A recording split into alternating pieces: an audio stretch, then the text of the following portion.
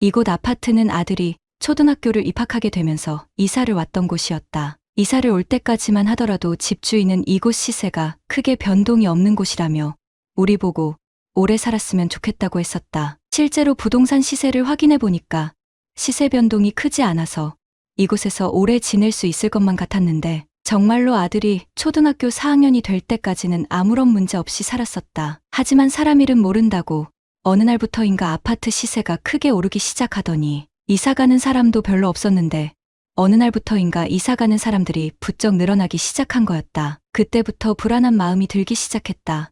얼마 안 있으면 우리도 재계약 시점이었기 때문이었다. 그리고 불안한 내 마음은 적중해버렸다. 평소에는 연락도 없었던 집주인이 아파트 시세가 올랐다며 전세금을 올려달라고 했기 때문이었다. 집주인은 집값이 2억이나 올랐지만 그동안 살아온 세월을 생각해서 절반인 1억만 올려받겠다고 했는데 사실 그동안 재계약할 때마다 2천, 3천씩 올려준 것들이 있었기에 아무리 절반인 1억이라고 해도 우리 입장에서는 부담스러울 수밖에 없었던 거였다. 죄송하지만 저희가 준비한 게 5천 정도인데 이걸로는 힘들까요? 집값이 오른 게 2억이에요.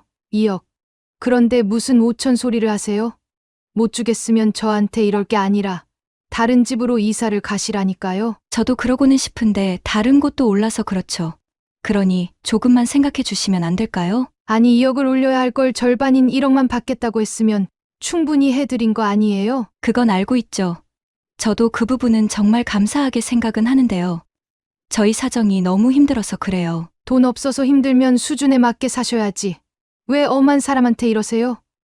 괜히 저 나쁜 사람 만들지 마시고요. 돈 없으면 빌라로 가세요. 그동안 나와 남편이 능력이 부족해서 벌이는 부족했었어도 한 번도 돈 때문에 자존심을 상했던 적이 없었는데 돈 없으면 이사가라는 집주인의 말에 처음으로 자존심을 상한 거였다. 그러나 자존심이 상한다 하더라도 집주인의 말처럼 마냥 이사갈 수 있는 노릇도 아니었다. 다른 건 둘째 치더라도 이미 이곳에서 많은 친구를 만든 아들을 생각하면 쉽게 이사를 선택할 수가 없었기 때문이었다. 결국 우리 부부는 양가 집안이 힘든 걸 알면서도 혹시나 하나 마음으로 돈을 빌려달라고 부탁을 해보았는데 역시나 친정은 돈 없다면서 고민조차 하지 않은 채 거절하셨고 밭농사를 하면서 힘들게 사시는 시부모님은 못해줄 수 있는 돈도 아니고 갚는 돈이라고 하니까 집을 담보로 5천을 빌려주겠다고 하셨다. 그렇게 우리 부부는 겨우 1억이라는 자금을 만들어서 다시 한번 전세 계약을 재연장할 수가 있었지만 재연장을 했다고 해도 마냥 안심할 수 있는 상황은 아니었다. 왜냐하면 하루가 멀다 하고 뉴스에서는 부동산 시세가 오르고 있다는 보도가 지속적으로 나오고 있었기 때문이었다. 갈수록 높아지는 집값 때문에 이러다가는 다음번 재계약할 때는 이사를 가야 할지도 모른다는 불안감이 생겨버려서인지 내 집은 하나도 없으면서 정작 나는 하루하루 부동산 시세를 체크하는 게 일상이 되어버렸는데 남편도 나와 같은 고민을 계속했었는지 어느 날 나한테 차라리 분양을 받아보는 게 어떻겠냐고 했었다. 우리가 돈이 어디 있다고 집을 사? 전세로 이자를 내나 우리가 집을 사서 이자를 내나 비슷비슷할 거 아냐. 비슷해도 지금 집값이 얼마인지는 알기나 해. 그러다 떨어지기라도 하면 어쩌려고? 그러니까 분양을 받자는 거지. 남편의 말을 듣게 된 그날 밤 나는 잠을 자지 못했었다. 이대로 계속 아파트 시세가 오르게 된다면 영원히 내 집 마련은 할 수 없다는 공포감도 있었고 혹시나 운 좋게 분양을 받더라도 아파트 시세가 하락하게 되면 어쩌나 하는 걱정도 있었기 때문이었다. 물론 살던 집 근처에 분양이 없었다면 애초에 시도조차 하지 않았었겠지만 마치 이제는 집을 살 때가 됐다는 듯 집 근처에서 분양을 하고 있었기에 나는 남편 말대로 분양을 하는 쪽으로 기울었다. 그렇게 처음으로 시도한 분양은 열심히 준비한 덕분인지 원하던 집을 당첨받을 수가 있었는데 막상 분양이 됐다고 하니까 이전에 있었던 불안감 보단 앞으로 더 열심히 살아야겠다는 생각만 들었었다. 그리고 시간이 다시 흘러서 어느덧 전세를 재계약하는 시점이 찾아왔다. 나는 집주인에게 미리 얘기를 해야겠다는 생각으로 재계약을 하지 않겠다는 말을 하면서 새로운 세입자를 구하는 게 좋겠다고 했는데도 집주인은 이번엔 전세금 올리지 않을 테니까 마음 놓고 살라면서 오히려 나한테 생색을 내는 거였다. 아니요. 저는 재계약 원하지 않아서 나간다고 하는 거예요. 저번에는 갈 데 없다면서 사정사정 하시더니 이번에는 왜 그러세요? 제가 안 올린다고 할 때 계속 그 집에서 사시면 그쪽도 편하실 거 아니에요. 생각해 주신 건 고맙지만 이번에 분양받게 돼서 어쩔 수가 없네요.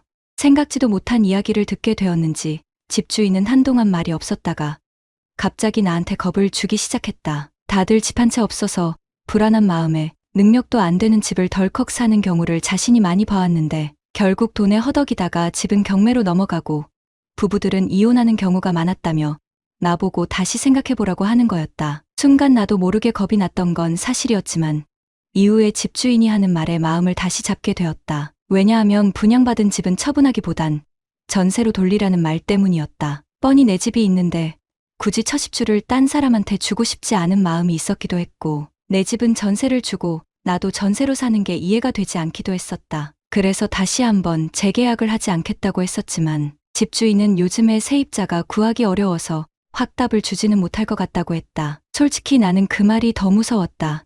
이유는 이곳에 전세금을 빼야지만 분양받은 곳으로 입주할 수가 있었는데 돈을 못 줄 수도 있다고 하니까 내 입장에서는 난감할 수밖에 없었던 거였다. 하지만 다행히도 이 문제는 남편 친구 중에 돈이 많은 사람이 도와주기로 약속하게 되면서 걱정은 덜 수 있게 되었지만 정작 새로 세입자를 구하겠다는 집주인은 전세금을 내리지도 않은 채 세입자를 구하고 있었다. 그래서인지 집 보러 오겠다는 사람은 한 명도 없길래 나는 다시 한번 집주인에게 말을 했다. 그래야지 전세금을 내리던가 아니면 팔던가 해서 내 돈을 돌려줄 것 같았기 때문이었다. 그렇게 급하시면 제 말대로 하시면 될 거 아니에요. 저희는 무조건 나갈 생각이니까 계약 기간 끝난 이후로는 저도 절차대로 할게요. 뭐라고요? 아유, 왜 그러세요? 저라고 안 구하고 싶어서 이러는 줄 알아요? 저도 그쪽 말대로 전세금을 낮춰서 받고는 싶은데 대출 문제 때문에 그래요. 그러니 그쪽이 조금만 이해를 좀 해주세요. 괜히 저 난감하게 만들지 마시고요.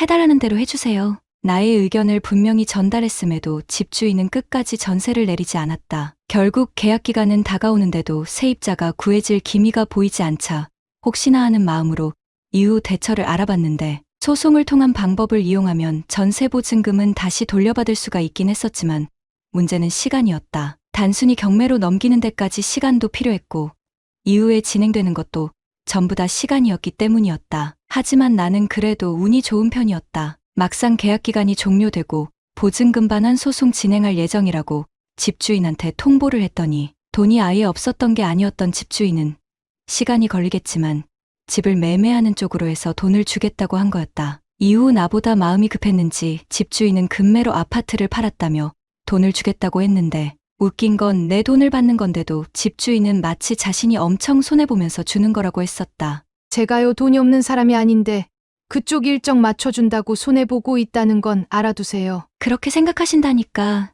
그럼 이자는 안 받을게요. 지금 저 무시하는 거예요? 이게 무시했다고 생각하세요? 아니, 내가 다른 집 몇 채 더 사느라 돈이 묶여서 그런 건데 무슨 이자를 안 받겠다니 뭐니 하세요? 내가 잠깐 돈 못 줬다고 사람 우습게 보여요? 저기요, 저한테 돈 없으면 수준에 맞게 살라고 한 사람이 그쪽이에요. 그러니까 전세 보증금 바로 돌려주지 못할 거면 다음부터는 세 주고 집 사지 마세요.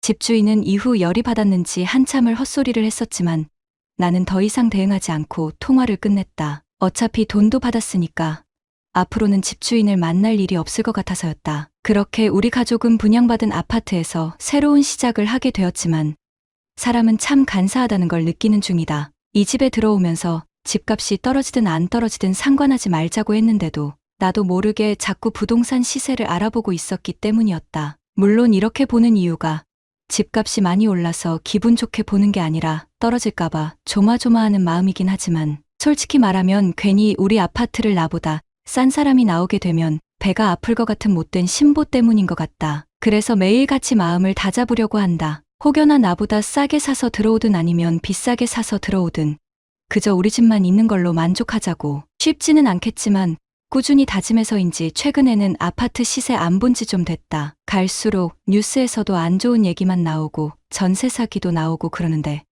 그저 나의 바람은 좋은 뉴스만 많았으면 좋겠다.